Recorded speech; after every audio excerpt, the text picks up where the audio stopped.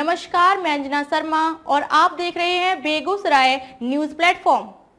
आइए शुरुआत करते हैं आज की खास खबर से।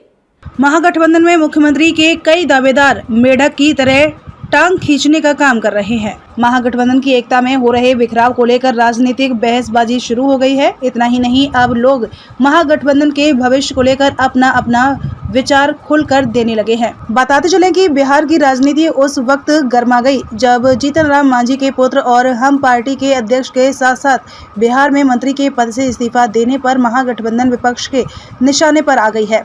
देश के दिग्गज भाजपा नेता ने भविष्यवाणी किया कि आने वाले 2-3 महीनों में महागठबंधन पूरी तरीके से बिखर जाएगा, क्योंकि महागठबंधन में शामिल दलों को यह लगने लगा है कि 2024 और 25 में उनका भविष्य अंधकार में है। राकेश सिन्हा ने महागठबंधन पर निशाना साधते हुए कहा कि इस महागठबंधन में दर्जनों ऐसे नेता हैं जो मुख्यमंत्री की रेस में हैं और मेढक की तरह एक दूसरे की टांग खींच रहे हैं। महागठबंधन में कई गांठें हैं जो सुलझने की बजाय उलझते जा रही है। यह महागठबंधन देश की विनाश की सूचना दे दी है। उन्होंने कहा कि एक तरफ लालू प्रसाद जहां तेजस्वी को आगे बढ़ाए रखना चाहते हैं तो नीतीश कुमार उसे पीछे रखना चाहते हैं, वहीं मांझी जी उसमें अपना हस्तक्षेप चाहते हैं। राज्यसभा सांसद राकेश सिन्हा ने कांग्रेस पर निशाना साधते हुए राहुल गांधी को मुसोलिनी के फांसीवाद से प्रभावित बताया। बताते चले कि बेगूसराय में भारतीय जनता पार्टी की ओर से वरिष्ठ कार्यकर्ता सह टिफिन पर बैठक कार्यक्रम का आयोजन किया गया। पूर्व जिलाध्यक्ष के आवास पर आयोजित इस बैठक में राज्यसभा सांसद के अलावा बड़ी संख्या में भाजपा के कार्यकर्ता और नेता मौजूद थे। इस मौके पर राकेश सिन्हा ने जहां भाजपा के 9 वर्ष पूरा होने पर उनकी उपलब्धियों से अवगत कराए, वहीं विपक्षियों पर भी जमकर हमला बोला। इस मौके पर एक सवाल के जवाब में राकेश सिन्हा ने कहा कि विपक्षी एक भी नाम बता दे जहां ईडी और सीबीआई गया हो और वहां अरबों में संपत्ति ना मिला हो। राकेश सिन्हा ने बंगाल का जिक्र करते हुए कहा कि हम लक्ष्मी की पूजा करने वाले लोग हैं, लेकिन जो धन काला धन हो वो लक्ष्मी नहीं रह जाती है। बंगाल में पैसा जमीन पर बिखरा पड़ा था। यह ईडी का दुरुपयोग है या सदुपयोग? विपक्ष जितना कालाधन और भ्रष्टाचार के खिलाफ तिलमिला रही है, जनता उतना ही जागरूक हो रही है। राकेश सिन्हा ने कहा कि ईडी और सीआईडी एक स्वतः संस्थाएं हैं जो लगातार काले धन के खिलाफ काम कर रही हैं। सरकार कोई भी हो, काले धन पर नियंत्रण करना इस देश के विकास के लिए, आम लोगों के लिए आवश्यक ही नहीं अनिवार्य है। वहीं पत्रकारों के एक सवाल के जवाब में राकेश सिन्हा ने राहुल गांधी पर हमला बोलते हुए कहा कि यहाँ तो राहुल गांधी की सदस्यता पर डिबेट हो रहा है। मुझे लगता है कि राहुल गांधी अपने नागरिकता पर डिबेट करा ले। सन 1947 से लेकर अभी तक हमने किसी एक राजनीतिक को नहीं देखा जिन्होंने विदेश की धरती पर लोकतंत्र को शर्मसार किया हो। जिस सदन में आप प्रधानमंत्री को बोलने नहीं देते, प्रधानमंत्री के 50 मिनट के भाषण पर विपक्ष नारे लगाता रहा है, टेलीविजन चैनल पर आकर प्रधानमंत्री के खिलाफ अभद्र बातें करते हैं, तब भी वह लोग कहते हैं कि देश में लोकतंत्र नहीं है। राकेश सिन्हा ने राहुल गांधी पर हमला बोलते हुए कहा कि राहुल गांधी देश में वैसा लोकतंत्र चाहते हैं जिसमें राहुल गांधी के एक नेता ने कहा था कि नरेंद्र मोदी को बोटी बोटी काट दो। क्या वह लोग इस तरह का लोकतंत्र चाहते हैं? राहुल गांधी मुसोलिनी के फांसीवाद से प्रभावित हैं जो उनके नानी के घर के हैं। राहुल गांधी गोगलस की तरह प्रोपगंडा करते हैं। राहुल गांधी उन सबको जमीन देते हैं जो भारत से बाहर बैठकर भारत के विकास को, उनकी समृद्धि को और खासकर नरेंद्र मोदी की दुनिया की राजनीति में बढ़ते हुए हस्तक्षेप को पचा नहीं पा रहे हैं। ऐसे लोग भारत को 1947 के पहले और 2014 के भारत को मजबूत भारत के रूप में देखना चाहते हैं, जिसे प्रधानमंत्री नरेंद्र मोदी ने मजबूर भारत को मजबूत भारत के रूप में तब्दील कर दिया है। वहीं राकेश सिन्हा ने नीतीश कुमार पर हमला बोलते हुए कहा कि प्रधानमंत्री बनने की घोषणा करना फिर वापस लौटना यह दिखाता है कि विपक्ष पूरी तरह से दिवालियापन की स्थिति में गुजर रहा है। आज विपक्ष के पास दृष्टि ही नहीं, नेतृत्व भी नहीं है। पहले जो इंदिरा गांधी के खिलाफ गठबंधन बना था उसमें 1 दर्जन ऐसे नेता थे जो प्रधानमंत्री बनने के लायक थे और मोरारजी देसाई प्रधानमंत्री बने। आज जो पार्टियां हैं वह जमीन से कटी हुई हैं। वो सिर्फ सांप्रदायिक और जातिवाद का बीज बोकर सत्ता में आना चाहती हैं। राकेश सिन्हा ने कहा कि प्रधानमंत्री नरेंद्र मोदी ने विकास का रास्ता दिखाया कि लोकतंत्र में विकास ही एक केंद्र होना चाहिए, पर विपक्ष विकास बनाम विनाश की राजनीति कर रही है। वहीं उन्होंने पुल के टूटने के संबंध में कहा कि इस पुल का टूटना यह दिखाता है कि इस महागठबंधन की सरकार में कोई भी संवेदनशीलता नहीं है। मुझे लगता है कि 2024 के चुनाव में बिहार की जनता महागठबंधन को एक भी सीट जीतने नहीं देगी। उन्होंने कहा कि जिस राज्य की भूमिका चंद्रगुप्त मौर्य और चाणक्य की भूमिका में रही है, जिस राज्य को यह गौरव प्राप्त है, यहाँ दुनिया का सबसे पुराना लोकतंत्र स्थापित हुआ, वह बिहार अब लोकतंत्र के रास्ते पर ही महागठबंधन को विदा कर देगा। कार्यकर्ता मिल बैठकर यहाँ आएगा तो पूछो। ये राजनीति में सामाजिकता का बोध का प्रतीक है कि किस तरह से कार्यकर्ता सामाजिक भाव से एक मिशन के साथ लगे हुए हैं। क्योंकि जो लोग हमारे सामने हैं वे लोग हैं जो न सिर्फ देश को तोड़ने वाले हैं। बिहार में जिस महागठबंधन की बात हो रही है वह महागठबंधन नहीं है, महाविनाश है। जो पुल टूटा है वह इस महागठबंधन का मैनिफेस्टो है। यदि यह महागठबंधन बिहार में रह जाता है, यह महागठबंधन आगे आता है तो महाविनाश की सूचना इसने दे दी है। भारतीय जनता पार्टी के कार्यकर्ता हर स्तर पर संगठित होकर, सुविचारित होकर और सुव्यवस्थित होकर एक अच्छे नेतृत्व नरेंद्र मोदी जी के नेतृत्व में इस महागठबंधन को लोकसभा और विधानसभा में परास्त करने के लिए संकल्प ले रहे हैं। देखिए, ये वे लोग हैं जो अभी तक 370 को वापस लाने की बात कर रहे हैं। जो लोग 370 की वापस लेने की बात कर रहे हैं, ऐसे किसी भी राजनेता को, ऐसे किसी भी राजनीतिक दल को बिहार के गांधी मैदान में मंच देना बिहार की विरासत का, बिहार की गरिमामयी विरासत का सबसे बड़ा अपमान है।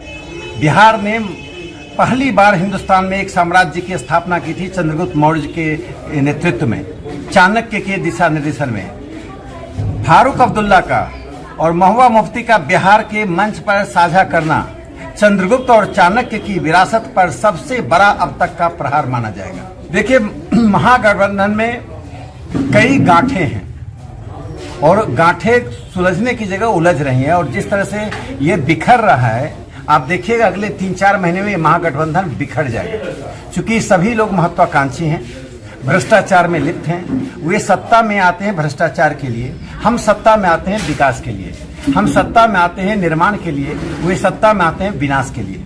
नरेंद्र मोदी जी ने जिस प्रकार से, आप बेगूसराय में ही देखिए, जो रेलवे स्टेशनों का जीर्णोद्धार हुआ है, कोई जाकर साहेबपुर कमाल का वह स्टेशन देख ले जो 2015-16 में था, और वह स्टेशन देख ले जो आज 2023-24 में है। वह स्टेशन देख ले जो सलोना में था, जो आज देख ले। आज जिस तरह IOCL, फर्टिलाइजर, इस सब में यह सब जो बेगूसराय को दिया गया है वो सिर्फ नरेंद्र मोदी जी के नेतृत्व में है। बिहार सरकार के अंतर्गत जो भी कार्य है वह कार्य बाधित है, भ्रष्टाचार में है। बिहार सरकार 2 ही काम कर रही है, शराब का अवैध व्यापार करना और बालू का अवैध व्यापार करना। बालू और शराब के बल पर ये सरकार चल रही है। इन दोनों को बाहर कर दीजिए, सरकार धाराशाही आ जाएगी। इस सरकार को शराब माफिया और बालू माफिया चला रही है। केंद्र की सरकार डरा के काम कर रही है, एजेंसियों को दुरुपयोग भी कर रही है, ये सत्ता का खेल दिखा रहे हैं। इस पर क्या कहना चाहेंगे? एक भी विपक्ष नाम ले ले जहां ईडी और सीबीआई गया, जहां पर अरबों में संपत्ति नहीं मिली, करोड़ों में संपत्ति नहीं मिली, लाखों की तो बात ही नहीं की जा रही है। जहां जहां ईडी गया, बंगाल में ईडी गया, तो हम तो महालक्ष्मी की पूजा करने वाले लोग हैं, लेकिन जो काला धन होता है वो लक्ष्मी नहीं रह जाती है। वो जमीन पे पैसा बिखरा हुआ था। ये ईडी का दुरुपयोग है या सदुपयोग है? जितना ही विपक्ष तिलमिला रहा है, जनता उतना ही जागरूक हो रही है इस काले धन के खिलाफ, काले भ्रष्टाचार के खिलाफ। ईडी और सीबीआई स्वायत्त संस्थाएं हैं, काले धन और भ्रष्टाचार पर वे लगातार काम कर रही हैं और मुझे लगता है कोई भी सरकार रहे, काले धन पर नियंत्रण करना इस देश के विकास के लिए, आम लोगों के हित में जरूरी, आवश्यक ही नहीं, अनिवार्य है। राहुल गांधी की सदस्यता पर डिबेट हो रहा है। मुझे लगता है राहुल गांधी तो अपनी नागरिकता पर डिबेट करा लें। राहुल गांधी की नागरिकता पर डिबेट होनी चाहिए। 47 से लेकर अब तक हमने एक राजनेता को नहीं देखा है जो विदेश में जाकर भारत के लोकतंत्र को शमशार करता है। जिस संसद के भीतर आप प्रधानमंत्री को बोलने नहीं देते हैं, राज्यसभा में प्रधानमंत्री जी के 50 मिनट के भाषण में विपक्ष नारे लगाता रहा। टेलीविजन चैनल पर आकर प्रत्येक दिन नरेंद्र मोदी जी को के प्रति अभद्र बातें करते हैं। देश भर के भाषणों में अभद्र बातें होती हैं, तब भी कहते हैं देश में लोकतंत्र नहीं है। तो राहुल गांधी वह लोकतंत्र चाहते हैं जो उनकी पार्टी के एक सदस्य ने कहा था कि नरेंद्र मोदी को बूटी बूटी काट दो। क्या वे लोग इस बात को लोकतंत्र कहते हैं? राहुल गांधी मुसोलिनी के फांसीवाद से, जो उनके नानी का घर है, उससे प्रभावित हैं और गोएबल्स की तरह प्रोपेगेंडा करते हैं। राहुल गांधी उन सबको जमीन देते हैं जो बाहर में बैठकर भारत के उस विकास को, भारत की समृद्धि को, विशेष करके नरेंद्र मोदी जी का दुनिया की राजनीति में बढ़ते हुए हस्तक्षेप को पचा नहीं पा रहे। वे लोग भारत को अब भी 47 से पहले और 2014 के पहले एक कमजोर भारत के रूप में देखना चाहते हैं। मजबूर भारत को प्रधानमंत्री जी ने मजबूत भारत में तब्दील किया। देखिए, पहले प्रधानमंत्री बनने की घोषणा करना, फिर उससे वापस लौटना, ये दिखाता है कि विपक्ष पूरी तरह से दिवालियापन की स्थिति से गुजर रहा है। आज विपक्ष के पास दृष्टि तो नहीं है, नेतृत्व भी नहीं है। पहले जो इंदिरा गांधी के खिलाफ गठबंधन बना था, उसमें 1 दर्जन ऐसे नेता थे जो प्रधानमंत्री बन सकते थे और मोरारजी देसाई प्रधानमंत्री बने। आज जो पार्टियां हैं वो जड़ जमीन से कटी हुई हैं। वह सिर्फ जातिवाद का विस्मरण करके, सांप्रदायिकता का विस्मरण करके सत्ता में आना चाहती है। प्रधानमंत्री नरेंद्र मोदी जी ने विकास का रास्ता दिखाया कि लोकतंत्र में एक ही चीज विमर्श का केंद्र होना चाहिए, विकास। तो ये विकास बनाम विनाश की राजनीति है। देश को विकास और समृद्धि चाहिए या विनाश या गिरावट चाहिए। पुल का टूटना यह दिखाता है कि इस महागठबंधन में थोड़ी भी संवेदनशीलता नहीं है। तो मुझे लगता है कि बिहार की जनता 2024 में एक भी सीट पर महागठबंधन को जीतने नहीं देगी। जिस राज्य की भूमिका चंद्रगुप्त और चाणक्य की भूमिका में रही है, जो राज्य को यह गौरव प्राप्त है कि दुनिया का सबसे पुराना लोकतंत्र लिच्छवी यानी वैशाली बिहार में हुआ है, जिसे प्रधानमंत्री जी ने कहा, और जिस राज्य ने पहली बार एक साम्राज्यवाद, वह ब्रिटिश साम्राज्यवाद की तरह ने एक विशाल भारत की स्थापना की, मगध साम्राज्य की स्थापना की, वह बिहार अब लोकतंत्र के रास्ते पर ही इस महागठबंधन को विदा करे।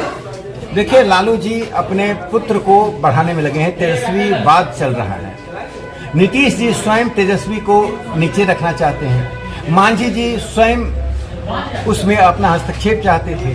तो बिहार में मुख्यमंत्रियों के दौर में महागठबंधन में दर्जनों नेता हैं, सब मेढक की तरह एक दूसरे का टांग खींचते हैं। तो मुझे लगता है कि महागठबंधन अब बिखराव का ये रास्ता आज से शुरू हो गया है। आने वाले कुछ दिनों में आप देखेंगे महागठबंधन पूरी तरह से बिखर गया। महागठबंधन में जो लोग हैं वे जानते हैं कि 2024-25 में उनका भविष्य अंधकार में है। विपक्ष तुष्टीकरण की नीति कर रही है। उत्तर प्रदेश में जिस प्रकार से योगी जी ने उन ताकतों को, उन प्रवृत्तियों को, उन तत्वों को परास्त किया, जो ताकत, तत्व और प्रवृत्तियां उत्तर प्रदेश में विनाश को आमंत्रित करती थी, उसकी छटपटाहट को देख लें। आज कर्नाटक में सरकार बनते ही जिस प्रकार से पाठ्यक्रम से राष्ट्रवाद को हटाया जा रहा है, राष्ट्रवादियों को हटाया जा रहा है, आज फिर से उन्हीं बातों को लाया जा रहा है जिससे तुष्टीकरण की नीति हो रही है। ये साफ जाहिर है, देश को संदेश है कि ये लोग अपने जीते जी तुष्टीकरण की नीति से, वोट बैंक की राजनीति से बाहर नहीं आ सकते। इनका जन्म ही तुष्टीकरण से हुआ है। ये पले हैं तुष्टीकरण में, तो ये तुष्टीकरण से बाहर देखते हैं तो उनको मोतियाबिंद हो जाता है। विपक्ष को धर्मनिरपेक्षता के मतलब मामले में मोतियाबिंद है। वो एक समुदाय के हित के अतिरिक्त कुछ नहीं देखना चाहती है। जिहादियों का समर्थन करना नीतीश जी ने पहले भी किया था, लालू जी ने पहले भी किया था, खड़गे जी कर ही रहे हैं। तो ये जिहादियों को प्रश्रय देने वाली, जिहादियों को समर्थन देने वाली और जिहादियों को मनोबल बढ़ाने वाली सरकार है। मोदी जी के आने के बाद पाकिस्तान और बाहर से आने वाले आतंकवादियों का रास्ता बंद हो गया। जिस ढंग की राजनीति कर रहे हैं, भारत में फिर से क्या हम चाहते हैं 9/11 हो? क्या हम भारत में चाहते हैं कि मंदिरों में, बाजारों में फिर से बम विस्फोट हो? इसलिए यह तो जनता को निर्णय करना है कि विनाशकारी ताकतों को हम उनके गोल गोल बातों में आए या प्रधानमंत्री नरेंद्र मोदी जी के यथार्थवादी राजनीति के साथ चले। देखिए, मुस्लिम समाज में भी एक आत्मालोचन चल रहा है। उन्होंने अपने अनुभवों से 9 साल का अनुभव में यह देखा कि केंद्र सरकार ने किसी भी नीति में जो जन कल्याणकारी नीति है, आयुष्मान हो, कि जनधन हो या उज्ज्वला हो या किसानों को दिया जाने वाला सम्मान निधि हो, किसी भी चीज़ में जाति, धर्म, संप्रदाय को देखा नहीं गया। इसीलिए असम में भी मुसलमानों ने वोट दिया। कई राज्यों में मुसलमानों में भारतीय जनता पार्टी के प्रति आकर्षण बढ़ रहा है। दुष्प्रचार के आधार पर मुस्लिम समाज निर्णय नहीं कर रही है, नहीं करना चाहिए। जो लोग दुष्प्रचार के आधार पर निर्णय करते हैं वो देश को तोड़ना चाहते हैं। इसलिए मुस्लिम समाज में जिन लोगों में ये भाव आ रहा है, खास करके पासमानदा समाज जो पीड़ित है, जो खुद बड़ी जातियां जो मुसलमानों की हैं उसके नीचे दबी हुई हैं, जिनका प्रतिनिधित्व तो नहीं मिल पाता है, जिन्हें रोजगार में, जिन्हें अवसरों में, जिन्हें संसाधनों में भागीदारी नहीं मिल पाती, ऐसे पासमानदा समाज का बड़ा वर्ग आज भारतीय जनता पार्टी का समर्थन कर रहे हैं। देखिए, ना एम रहेगा ना वाई रहेगा, दोनों में बाल्टी में जिसको छेद कहते हैं, होल इन दी बकेट। ये सब लोग प्रधानमंत्री मोदी जी का समर्थन कर रहे हैं।